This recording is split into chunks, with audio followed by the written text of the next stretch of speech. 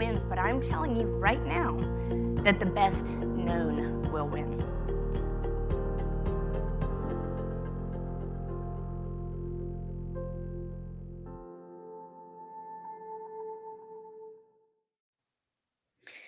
In order to lead a team of many, we first have to learn self mastery and be a leader of one. That's not an easy concept, and it oftentimes leads us confused, bewildered, lost. We have people to take care of when we start a business, and not many entrepreneurs have ever faced this exact situation and dilemma. A lot of entrepreneurs have come from a corporate environment and are now leading teams, but there's not a lot of great information, guidance, and mentorship out there to show them how to go from being a leader of one to being a leader of many. So, my next guest today is going to help us do just that. My friend Kyle Kemp is a guest on the show today, and we're going to talk a little bit about what it means to lead a team of many, what it means to start a business with confidence, and how we can ultimately be this leader that our teams are looking for. Kyle, welcome to the show. Please introduce yourself. Thanks, Tara. I'm excited to connect and to chat a little bit about this topic today. I think it's a great one for entrepreneurs, especially as they look to move beyond a team of one, or maybe they've got a little bit of funding, or maybe they're really hitting their stride and they're getting ready to scale. And I like how you mentioned coming from the corporate side, because I actually went through this myself. So I started my career on the corporate side here in the States, had to work my way up into leadership roles, and kind of had to prove myself as a one of one in a couple different ways, right? And differentiate myself. There's a lot of competition on the corporate side, and I got to do a lot of interesting things while I was building my career. Right, I got to work with teams of anywhere from 5 to over 1,500 people. I got to work on a lot of strategy and business planning, as well as hiring, building matrices to make sure I've got great candidates that can come in, and because the hiring is expensive, right? And it takes a lot of our time. So making sure I can identify the right individuals to bring into my company, whether that was from their ability to get the job done, but also it was a great fit from our side too. You want it's kind of like this marriage, if you will. It's got to be a good fit from both sides. And so I owe a lot. I started my career at Geico. I owe a lot to how Geico allowed me to kind of learn, and grow and do a bunch of different things. So I'm excited to talk about kind of that transition from like corporate and like good things that we can learn and take away from that, but then also being an entrepreneur, right? So after Geico, I transitioned into being an entrepreneur. I've been in the financial services industry for over 10 plus years. And during that time, I've had the opportunity to work with well over 1,000 different entrepreneurs, whether that's to help them build out their strategy, to coach them one to one, to work with their teams. I've been very, very fortunate that my time spent on the corporate side really set me up for a great career in entrepreneurship. So I'm excited to talk about that today, and what that, the pitfalls to look out for, but also some of the ways that you can make sure that you set yourself up for success. Absolutely. And I do want to point that out that, the skills we learn in corporate are transferable, right? A lot of people undervalue themselves and think that it's a silo. They think that all of these skills and talents and things that they've developed in the corporate workforce won't transfer, or they don't know how to transfer them. And I think that's a big part of a block that a lot of entrepreneurs have. I myself included. I came from a background, it was heavy in sales. I was a corporate sales director, right? And I'd been doing that for years. And somehow I doubted my abilities to sell. Why would I doubt my abilities to sell when I was in charge of millions upon millions and upon millions of dollars in revenue every single year? Why would I do this? Why would I doubt myself? But I think that's a stumbling block for a lot of entrepreneurs. And that directly correlates back to confidence and our Mhm. belief in ourselves to understand how we can utilize these abilities and these skill sets that we've learned to transfer them to something that we build ourselves. Have you seen that, Kyle, or is that just me? Absolutely. I work with I work with a lot of entrepreneurs in the financial services industry, but I work with entrepreneurs all over the world who are who just want to break into being an entrepreneur, for the first. So, think of it like 0 to 1. Like, I want to get my first client, or want to scale to 10,000 in monthly recurring revenue with a service-based business. Like, how am I going to do this? And one of the things that we work through as a framework around, like, what are your skills, and I think this is a really good data point, right? Like, if someone has hired you in a corporate environment to solve a problem for them, then it's a pretty good indicator that there's a lot of companies who have that problem, right? Or who want to solve that, something like that or something similar. So I'd say, hey, we've got some market validation already. You haven't had to even talk to any prospects. Like, we know that someone's going to want these services. And so, yeah, I would absolutely agree with you. It's definitely a stumbling block. And so sometimes we have to kind of break it down and really list out what are all the skills that have been acquired while in this corporate environment, or outside of that, if you've taken courses or invested in yourself through education in different ways, et cetera, and then tie that into what problem it solves for the market. And it's a really good way to put together an offer that you can take and start to acquire your first client. And I went through something similar, you know, again, kind of thinking back to the corporate days when I got the opportunity to lead writing the business plan for Geico in 2017. It was something I hadn't done before, but I got a ton of insight, right? Even from like what a proper executive summary looks like, to creating action plans, things that are measurable, based on data, to improve a KPI, right? All these buzzwords that come out of corporate that now I've taken with me into entrepreneurship and given to other entrepreneurs. But my very first client was writing a business plan for a small business. Actually, someone who is taking recycled furniture, here in the States, and converting it into other goods, right? Like, once the furniture is its end of life, etc. So, because of the skills that I acquired there, I was able to get my first client, and then I, kind of just snowballed from there. So, big proponent of, leveraging as much as possible in the corporate world. I think, Tara, one of the things that happens is when you're an entrepreneur and you're kind of like sitting at that desk every day in that corporate lifestyle, or you walk into that treadmill every single day, you get bogged down a little bit in the weeds, and it's tough to say, hey, all these skills that I'm learning here are going to be transferable, and there are multiple people who will probably want to pay me, since this organization that I'm at is currently doing that today. Exactly. Exactly. So thank you for saying that because I think you just gave everyone a confidence boost who wants to start a business, right? But this is for everybody, right? So whether you're leading a team right now and you're in corporate, or you're starting a team and starting your own company, the first thing to acknowledge and understand is all of those skills that you learned from your past life, hey, they're transferable in your new venture as well, right? So that's step one. But if you've led a team in corporate, which most entrepreneurs have, those leadership skills are transferable as well, right? It's different. It's a different level of responsibility and obligation, but these are transferable skills again.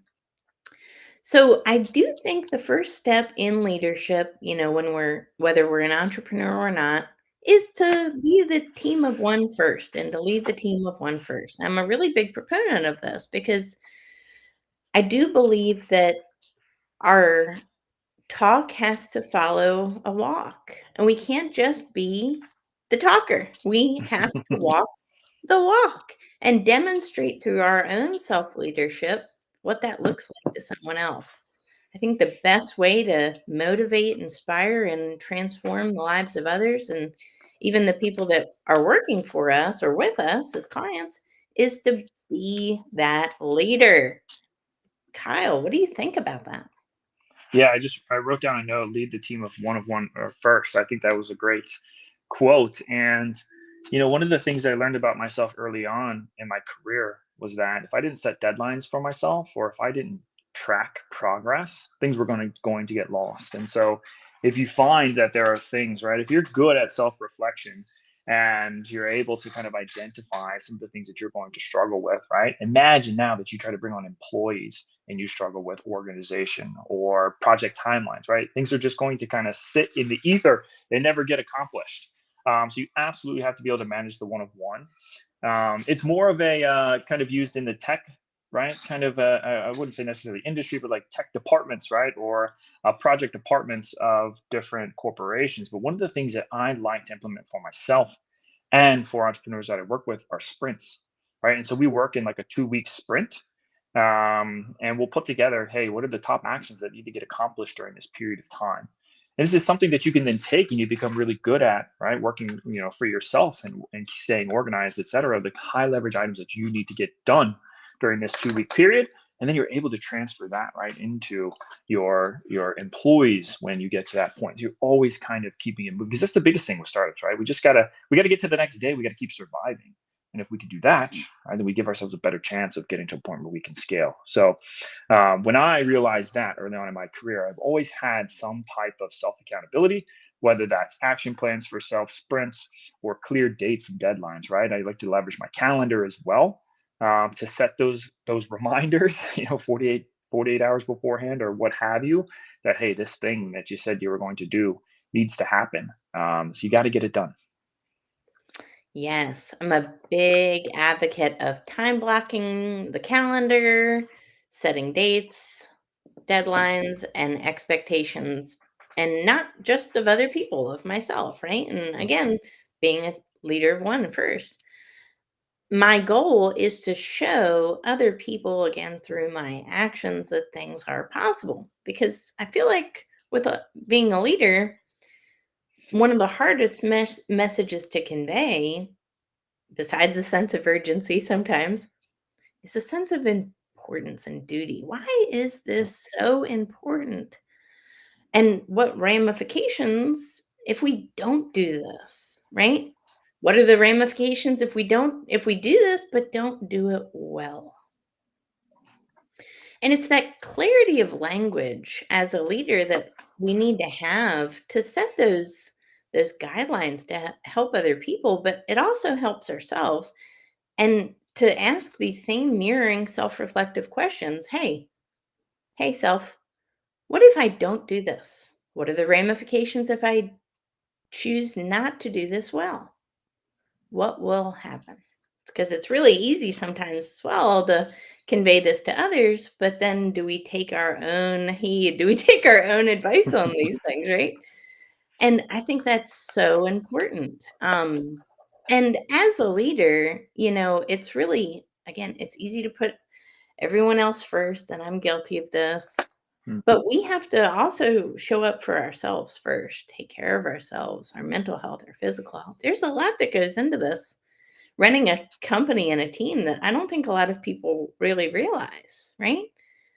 It's a lot. And I think all of these compounding effects combined with the uncertainty of running a startup, right? The general uncertainty can really get us down and start to affect our mental and physical health as well. Have you seen that? Absolutely. Yeah. Yeah. I've seen it myself with entrepreneurs that I work with. I I wholeheartedly agree with you on this. I've had days where I've worked exorbitant amount of hours and thought I was accomplishing a ton. Then I've had days where I've done like 2 hours of deep work and actually gotten way, way ahead, right, of where I should have been for that day because I was so focused and intentional about the item that I was working on. And I think you're absolutely correct. Being an entrepreneur is so much more than just like building a company. It's a lifestyle. It's an entire ethos of like who you are. And to be the best version of that thing, you not only have to build a product that's great for clients and an environment and a culture that's great for employees, but you also need to be a great at everything else. And I think we forget about that. You need to be in good mental health. You need to be in shape. You need to eat well. You need to have great relationships with friends, with family. You need to be a great, in my instance, right, I strive to be a really great son and brother and husband and father, right? All of those things pour into who you are as an entrepreneur. And I think that we generalize entrepreneurship sometimes with just like the business and how well the business is doing.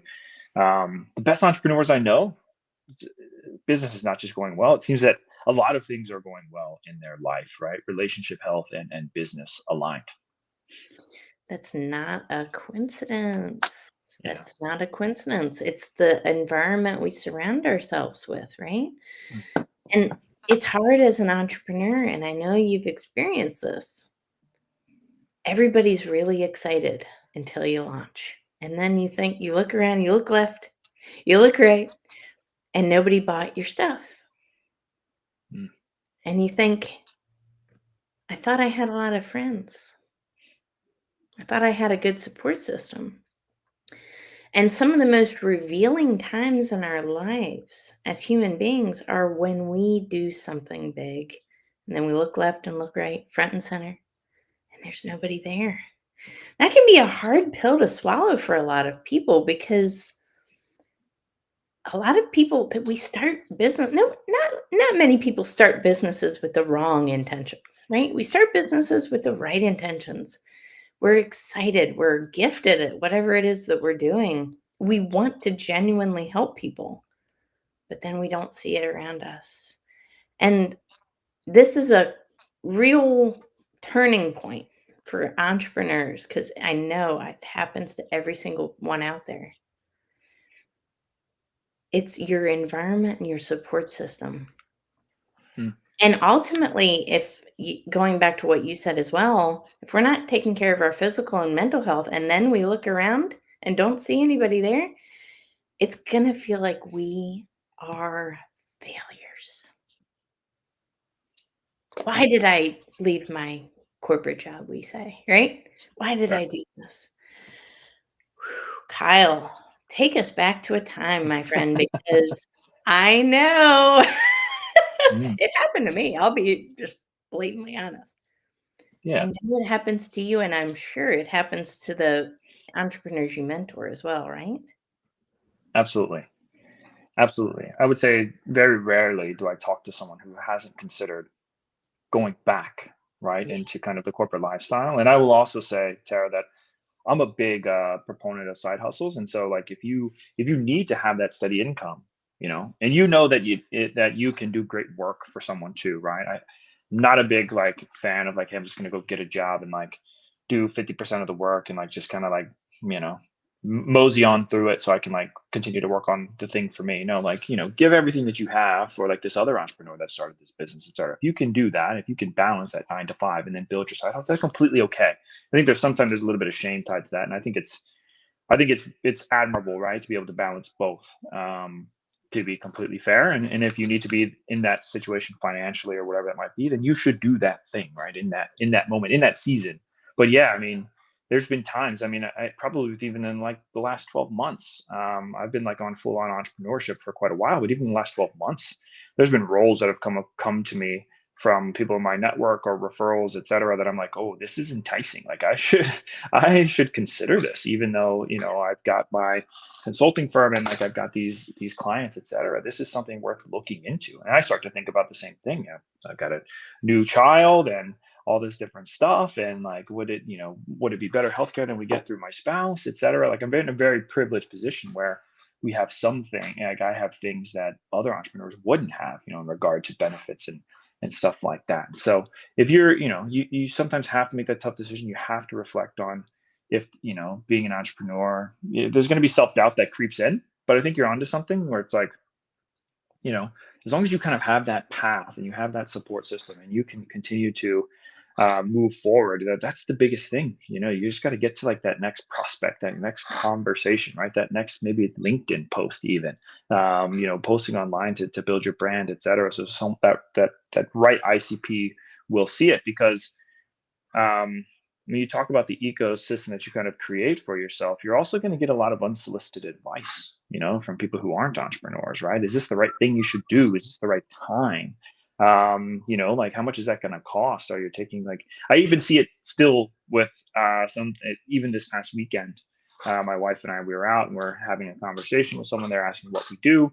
And my wife kind of introed for me, right? Like gave kind of like, this is Kyle, this is he works for himself, et cetera, et cetera. And it was kind of like oh yeah, okay, like type of thing where it's like, she's a business finance manager on this corporate side with 250 million in under management, et cetera. And that's like that's something to talk about because it's like an interesting thing versus like oh, he works for himself. Like okay, and the individual talks, she's like, my husband's going to do that too, and we got our savings lined up and we're going to do this different stuff. Like, it's the reality of the situation, right? There's a lot of risk involved, and it's perceived as such by individuals who aren't entrepreneurs. And like today, they're kind of right, like,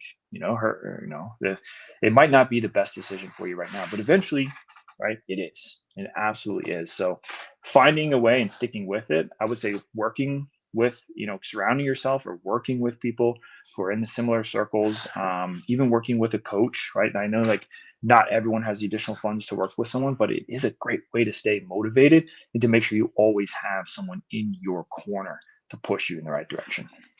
Oh my gosh, 100%. It's an accountability factor, it's Mhm. a motivational factor, it's a Yeah. support factor, it's a strategy factor. There's a couple different, layers to that because we can't see the holes in our own ship. I've said that many times, and it's true with whatever it is, right? So, having somebody to lean on, whether it's a coach, mentor, advisor, whatever, really can absolutely propel you to that next level because, like I said a little bit ago, if our environment is not conducive for that growth, right? If we're hanging around people that are risk averse, Yeah. that have built in limiting beliefs, that have fear of failure, the thing that they're gonna do, and it's not an intentional thing per se, Mhm. but Yeah. they will absolutely give strap you those limiting beliefs and hand them to you with a bow on top and say, "Here's everything that I've ever been afraid of. You should be too." Right? Because we've all been there. I can't tell you how many times people have told me I shouldn't write a book. It's risky. Mm. Nobody, right? That I shouldn't, start my own business, that I shouldn't have quit my corporate job, that I should. And we can listen to that advice, and I'm not saying that advice is wrong. Is it for you, and is it Yeah. conducive for your goals and future? And I think that's why, especially in entrepreneurship, it's really important to know who you're telling your big dreams and goals to. Mm. 'Cause not everybody's gonna be so supportive, right? And again, it's not necessarily an intentional thing, but there's a lot of people that are risk averse or have these fears and limiting beliefs, and they wanna protect you. Yeah. They might try to translate those onto you, and sometimes we soak them up just like sponges, right? That's not easy, Kyle. So, I think another good way to be successful as an entrepreneur is to hang out with people that have already made that jump and leap, that are cash flow positive, that you can almost be successful via osmosis with, Hmm. and lean on those mentors because they've already done the thing that you're trying to do. What do you think about that? Yeah. Absolutely. I have found it hard to find someone who is further ahead of me in regard to like what I view as success that hasn't been willing to just offer up some level of support or introduction or anything, right? Even sitting down and having a conversation like this, and at times when I've had self-limiting beliefs, etc. Because you're right, it is difficult, and rightfully so. People are not that care about us should warn us about the pitfalls of entrepreneurship. I mean, let's be honest, majority of businesses fail, right? Something's going to happen, right? And it's about making sure that you're always in best position though to make your business succeed, whatever that looks like. Whether it's talking to the next prospect or talking to the next investor, depending on the kind of where you're at. So I agree with you wholeheartedly, and I think that tools like LinkedIn have made individuals more accessible than ever to have those conversations, which is great. Which is phenomenal. You have such close access to anyone who's a little bit maybe further ahead of you or a long ways ahead of you that are willing to have conversations. From what I've seen. I agree. And I think that is an unspoken rule of Mm, what people think, yeah. people think of success. If you are not sure, ask someone for help, the people that give you the best advice, the people that are willing to say, "Here you go. Here's everything on a silver platter." Those people have made it. I feel like it's the people that withhold information, the people that Mm, are not willing to share, the people that are afraid that you're gonna get ahead or something like that ahead of them, they haven't made it. There's a scarcity there. When you have made it, it's an abundance mindset, and you're willing to give and share because you recognize that your success does not diminish my own. And that's pretty powerful. And again, all of this translates to how we lead ourselves and how we lead others too, right? Surrounding ourselves with good mentorship and guidance and advice actively helps demonstrate to our team that we're continuous learners, that we don't know mm, everything and never claim to be. That's another big barrier sometimes with, a company owner is they feel like they have to know it all. They feel like they have to know it all. And sometimes that ego can get in our way and prevent us from actually achieving that level of success, don't you think? definitely. Yeah. Um, it can be a lot to bite off, right? Especially depending on what you're offering. Or think about how rapidly technology moves, right? So if you're a service-based business and you rely on third-party technology stacks uh, to make your business go, right, and to deliver or over-deliver for your clientele, I think the rate of obsolescence these days with technology is anywhere from 12 to 18 months. And so staying on top of, right, what is the most crucial technology to help me stay ahead versus prospecting and delivering for clients and managing maybe my employees, et cetera, whatever that might looks like, accounting, all the hats that we have to wear, right? It's near impossible, right? Like it can be difficult. So hiring for someone who can take that burden away of having to stay on top of that technology that can be an A player, come and do the job. That's what you should be looking for. But yeah, I agree with you. I think that's one of the bottlenecks that we see from time, that I see from time to time and working with not just entrepreneurs, but also from companies that are scaling, companies that have been around for 13, 15, 20 plus years that I work with, right, are timid to hire or give up their sales process to someone else. And Right. so you mentioned something in the beginning around data, and I think that's that's where I like to kind of take that conversation when I get into those moments where, I can't give these reins to anyone else, right? We have to break down someone, sometimes it's breaking down time and what the cost of inaction is of having a player, right? Or tying it back to just like you would in a sales process, what the biggest like reason, the biggest why is of that organization. So I had a client that wanted to exit, right, in the future, and they wanted their multiple to be as high as possible. Well, you know how are you going to exit your business if everything runs through you as the business owner, and like you're the sole person that finalizes every deal, right? Like where are the systems and processes to show this is repeatable and scalable without you?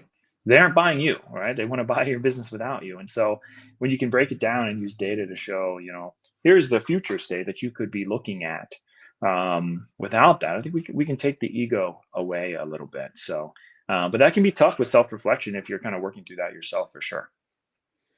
Absolutely. And it's really hard when you're building and you are that person, you're the Mm, face, right? And that's the exact quandary I was in. I started my business full time in 2022. I was the face of the company forever. And then I realized, what if one day I want to sell this yeah, company? Well, if I'm the one who does everything, if I'm the one reason people buy, it won't convert and it won't be desirable, right? So you have to think of it that way. It's not about you. It's yeah, about who you bring on, your people, your processes, and your systems, right? Those are the things that are going to make your company highly desirable. And also the partnerships, people, system, processes, partnerships. I think I got a good list there. Those are very desirable. Those make your company run more efficiently. They give a better quality of life to you as well, because all of a sudden you go from being the Jane or Jack of all tricks to Mhm. actually, what are you doing now? You're leading people, which is what you should be doing anyway, right? You're actually being a leader, and you are inspiring others, and they're building relationships with clients. Honestly, as a CEO, that is your main focus. Be a leader of your team, train really well, hire very well, and then develop people. And then also being the relationship person for clients. That's huge, right? And if you can focus your efforts on that, you're already well surpassed where many businesses are. The best thing you can do is not do it all. I know it sounds tempting though, Kyle. It sounds so tempting in an age of courses where we learn how to do everything. It sounds very tempting, right? To watch a YouTube video and say, I can do this. Right? It sounds Definitely. tempting, but it dilutes us a little bit every time, right?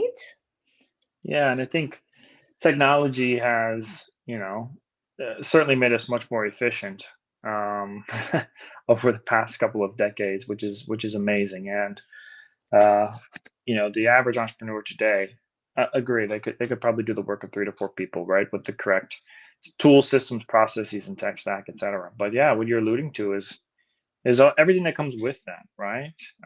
The opportunity cost of managing everything yourself, the future state of your business, right? How fast you want to scale as well is going to be hindered, as well as kind of your mental and physical health as you start to take on more clients and your business grows. It's going to take more time. And if you don't have anyone that you can delegate to and that you can trust to do some of that work, it's going to start to take away from those other aspects that we talked about that make you a phenomenal entrepreneur. Your family, your relationships, your ecosystem, et cetera. And it becomes focused in on just my work and just my business, which is a slippery slope, for sure, because you need that balance. So I think that you make a really great point, and it's a good tie-in to the complete entrepreneur that we talked about at the beginning. Yes. And it sounds so simple, right? Learn how to lead a team of one before you lead a team of many. But, Kyle, you know this, you came from corporate. How many personal development trainings did you really go to? Right? I mean, probably few and far between.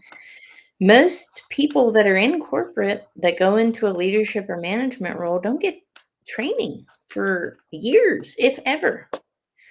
And rarely do we get training on self. Mhm. We get training on how to lead others, but it really starts here. And that's why I'm so passionate about personal development, because the origin point is always with ourselves, right?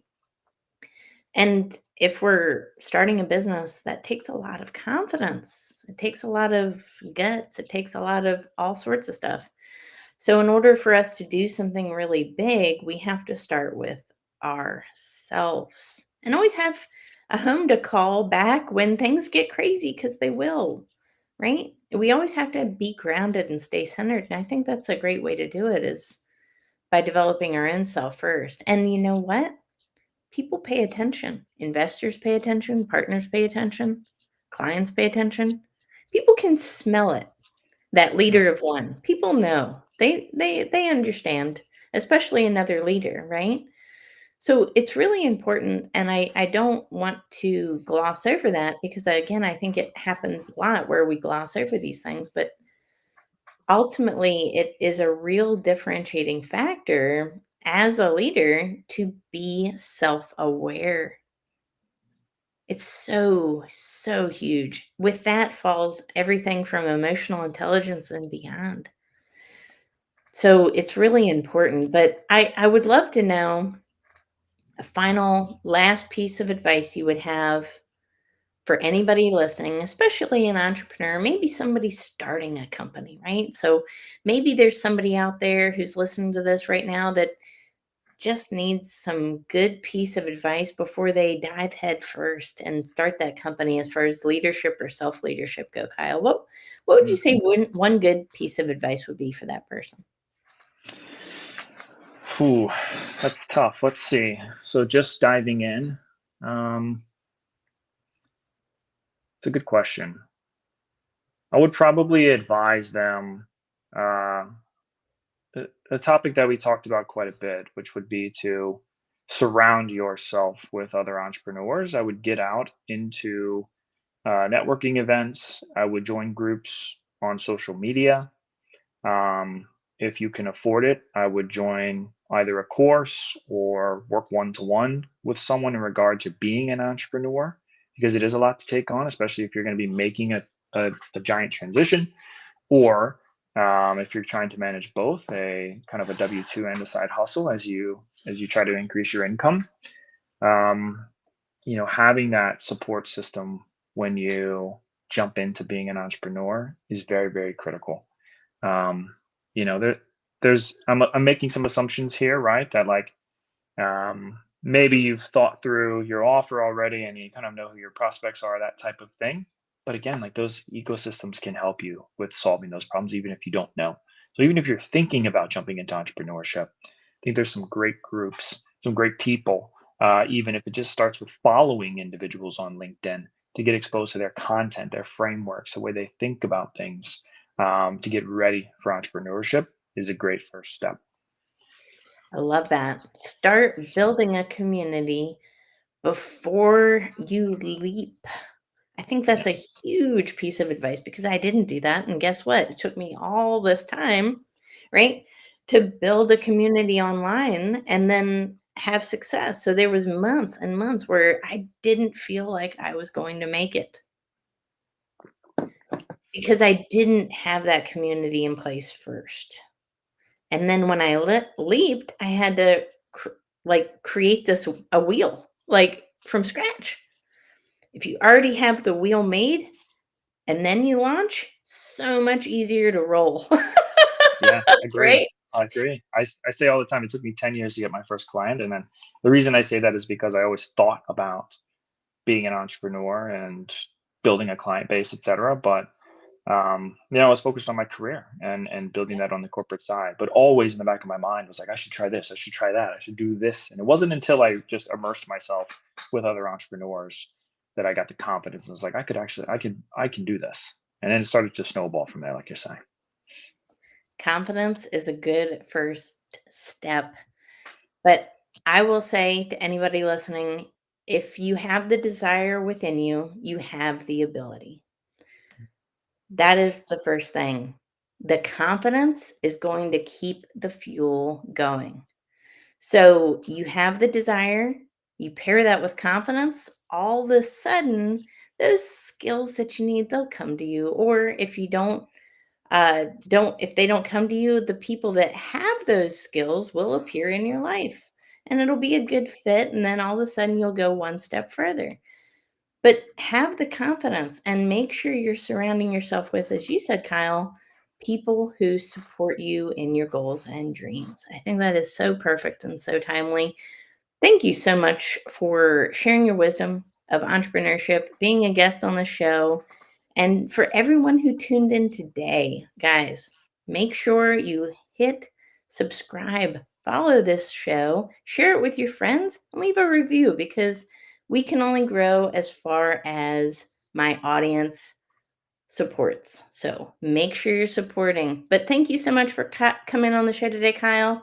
We will have you back again for sure. And everybody who tuned in today, we will catch you on the next episode.